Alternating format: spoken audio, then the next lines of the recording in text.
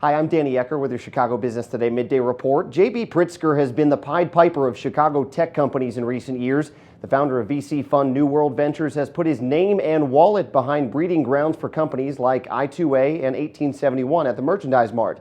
Now the serial investor is looking west to the Los Angeles technology scene, striving to make New World one of the top funds outside of Silicon Valley. Here with more on Mr. Pritzker and the buzz on Chicago's tech scene is our John Pletz. John, what's the strategy for Mr. Pritzker going beyond the Midwest, out west?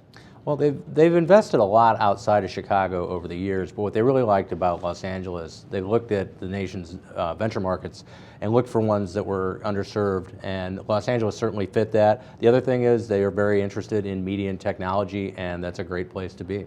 What's New World's reputation right now here in Chicago, maybe around the Midwest, and then also how does that compare to what it is outside of that right now? Well, certainly they're one of the bigger venture players in Chicago and the Midwest. They're as well known as anybody.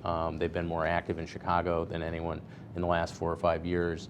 But they're not nearly as well known outside of Chicago, and that's really what they're going to have. They're going to have to address here. If they want to become a bigger player, they need to be better known outside their home market. One of those things you hear tech startup founders talk about all the time is not only bringing investors on board, but really going after the smart money. People that'll be in it for the long haul. Is there anything that sets apart Mr. Pritzker and New World Ventures on that front? Yeah, they're playing with house money. I mean, they're set up differently. It's JB and his brother Tony Pritzker. It's their money. They're able to fund this. That means they don't have a lot of limited partners. Insurance companies, that sort of thing. So they're able to invest in all sorts of companies. They're able to invest at all stages, from the earliest stages to the very latest stages.